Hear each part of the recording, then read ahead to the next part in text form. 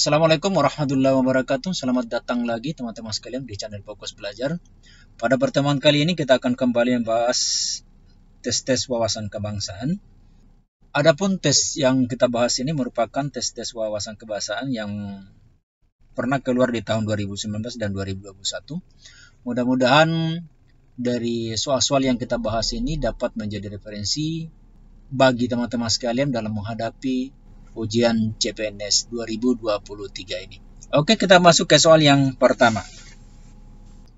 Berdasarkan pengamalan dari nilai-nilai Pancasila, dalam kehidupan bermasyarakat, kita tidak bisa dipisahkan satu dengan yang lainnya, termasuk dalam hal perekonomian, harus mengedepankan kepentingan bersama dibandingkan dengan kepentingan pribadi.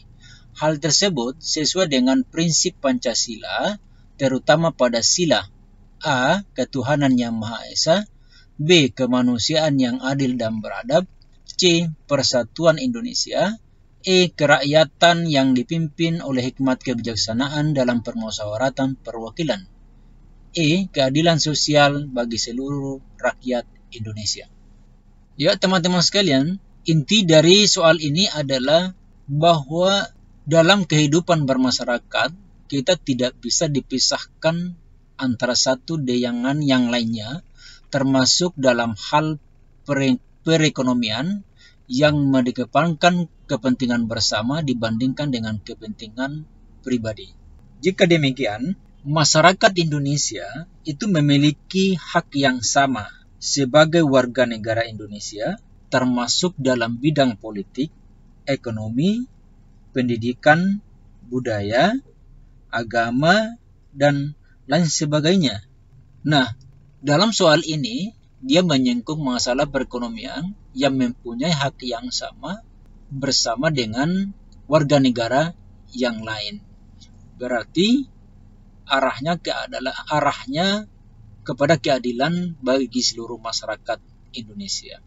Jadi, untuk soal ini, teman-teman sekalian, kita cek jawabannya benar.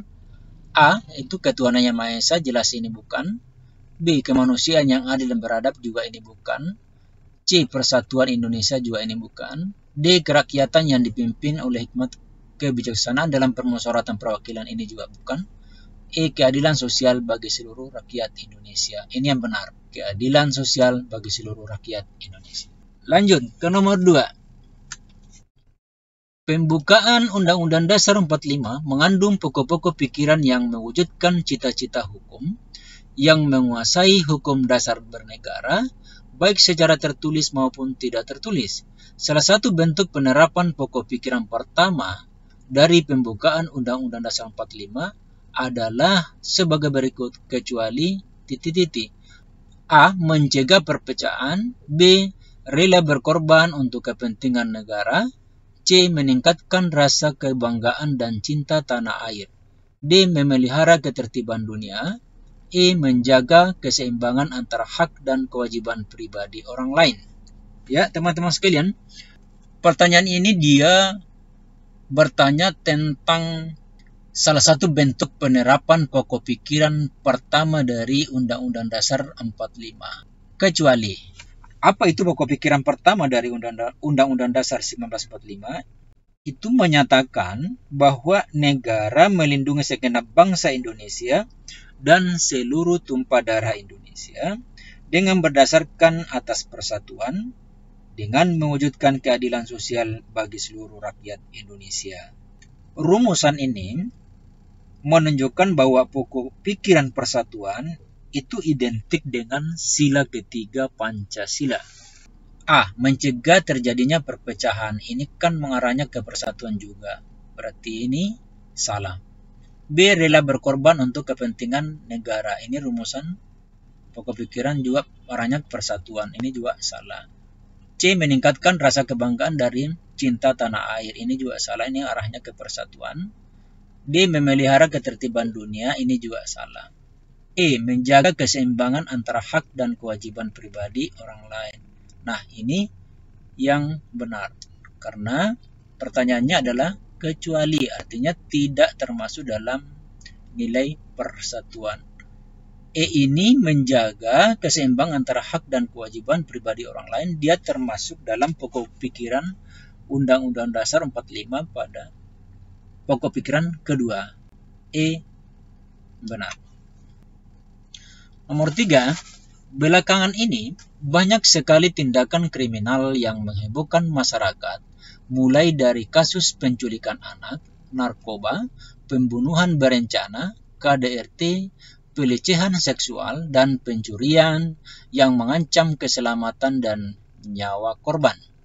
Kasus pencurian dengan tindakan kekerasan oleh pelaku seperti tidak asing lagi terdengar. Tak sedikit pelaku yang tertangkap oleh warga setempat, lalu dipukuli hingga babak belur, bahkan banyak yang dipenjarakan, tetapi tidak menjadi pelajaran bagi pelaku lainnya. Sampai saat ini, kasus pencurian masih saja sering terjadi di kalangan masyarakat. Faktor utama yang menyebabkan kasus pencurian ini adalah titik-titik. A. Banyaknya pengangguran sehingga pelaku menjadi putus asa untuk memenuhi kebutuhannya. B. Lingkungan yang tidak aman seperti tidak adanya petugas yang rutin berjaga. C. Kurangnya kesadaran dari dalam diri pelaku. D. Dorongan dari keluarga seperti istri yang terus-terusan meminta uang belanja lebih. E. Pelaku tergoda dengan harta dan kemewahan korban. Ya, teman-teman sekalian, kalau kita telah betul-betul soal ini termasuk soal integritas. Karena pada hakikatnya soal ini dia menanyakan tentang penyebab daripada kasus pencurian itu sendiri. Nah, kalau kasus pencurian berarti arahnya kepada itu berasal dari diri sendiri. Faktor utamanya itu dari setiap tindakan itu pasti berasal dari dalam diri sendiri atau yang biasa disebut dengan integritas seseorang. Kalau integritas seseorang itu lemah, maka hal yang demikian, misalnya pencurian ini, itu bisa saja dia terjadi. Jadi, sekarang kita cek dari jawaban yang ada. A. Banyaknya pengangguran sehingga pelaku menjadi putus asa. Ini juga tidak bisa dibenarkan. Adalah hal yang bukan. B. Lingkungan yang tidak aman seperti tidak adanya petugas satpam yang rutin menjaga. Ini juga bukan. C. Kurangnya kesadaran dari dalam diri pelaku. Nah, ini yang karena termasuk integritas. Berarti kurangnya kesadaran dalam diri pelaku. Nah, kita cek dulu ini. Ini kemungkinan yang benar. D. Dorongan dari keluarga, seperti istri yang terus-menerus minta uang belanja. Ini bukan. Ini hal yang pendukung dari pertanyaan ini. Kemudian E. Pelaku tergoda dengan harta dan kemewahan korban. Nah, ini juga pendukung. Jadi jawabannya benar teman-teman sekalian ada di C. Teman-teman sekalian, sebelum masuk ke pembahasan soal berikutnya, ini ada informasi buat teman-teman sekalian, datangnya dari sobatcpns.com, di mana sobatcpns.com ini menyediakan paket tryout nasional. Di website ini disediakan cukup lengkap materi soal, yang kebanyakan soal-soal ini muncul pada seleksi penerimaan CPNS, kedinasan dan P3K tahun yang lalu. Paket yang tersedia itu ada 3 bentuk paket, yaitu TWK 10 paket, TIU 8 paket, dan TKP 9 paket tryout. Paket pemantapannya ada sekitar 15 paket SKD. Akun Anda berlaku selama 1 tahun. Setiap paket yang dipelajari bisa diulang, bisa dilihat hasil tryoutnya dan pembahasan. Untuk lebih lengkapnya, silakan kalian mendaftar melalui link pada deskripsi video ini. Hanya menyiapkan email dan password. Adapun biaya pendaftaran hanya Rp99.000 per tahun, atau Anda juga bisa pilih tryout paket platinum sebesar Rp175.000 per tahun. Belakangan ini, masyarakat Indonesia dihebohkan dengan terjadinya pembunuhan berencana salah satu anggota kepolisian. Selama proses hukum berlangsung, banyak kejanggalan-kejanggalan yang ditemukan. Salah satunya adalah beberapa pejabat kepolisian diduga kuat melakukan tindakan pidana obstruction of justice atau menghalang-halangi penyidikan kasus tersebut.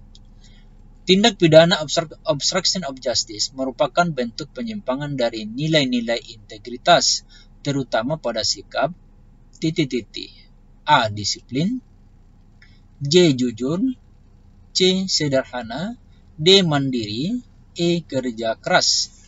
Obstruction of justice itu merupakan tindakan yang menghalang-halangi penyidikan suatu kasus. Nah, tindakan ini, teman-teman sekalian, merupakan bentuk penyimpangan dari nilai-nilai integritas dan kode etik profesi, terutama pada aspek kejujuran dan tanggung jawab. Sehingga kalau kita cek dari jawaban semua ini, teman-teman, yang benar ini pasti B. Jujur.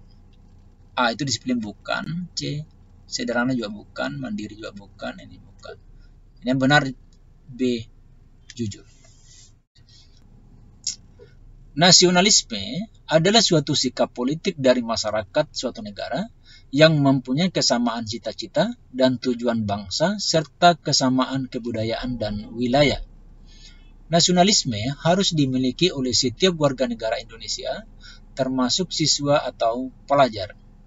Adanya sikap nasionalisme yang tumbuh di dalam diri seseorang memiliki peranan kuat dalam memperjuangkan dan mempertahankan kemerdekaan suatu negara. Berikut adalah sikap nasionalisme yang dapat dilakukan oleh seorang siswa di lingkungan sekolah, kecuali A. Mengikuti upacara bendera pada hari besar kenegaraan. B. Menghormati semua guru dan penjaga sekolah. C. Menggunakan fasilitas sekolah dengan baik dan ikut menjaganya. D. Memilih-milih dalam berteman. Berteman hanya dengan orang yang memiliki kepercayaan yang sama saja. E. Rajin belajar. Soal ini menanyakan tentang sikap nasionalisme. Salah satu sikap dari nasionalisme itu adalah adanya toleransi antar sesama makhluk hidup, termasuk menghormati dan menghargai kepercayaan yang dianut. Sehingga dari jawaban yang ada ini, teman-teman sekalian, kita bisa cek. A. Itu mengikuti upacara bendera pada hari besar, ini bukan. B. Menghormati semua guru dan penjaga sekolah, ini juga bukan ya. C. Menggunakan fasilitas sekolah dengan baik dan ikut menjaganya, ini juga bukan. D. Memilih-milih dalam berteman. Berteman hanya dengan orang yang memiliki kepercayaan yang sama saja. Nah, ini yang benar, teman-teman sekalian. D. E. Rajin belajar, ini bukan. Yang ditanyakan tadi ini kan kecuali ya. Jadi jawabannya benar ini, teman-teman sekalian, ada di D.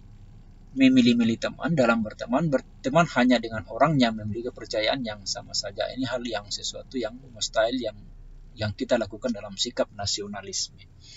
Oke ya teman-teman sekalian, demikian dulu. Assalamualaikum warahmatullahi wabarakatuh.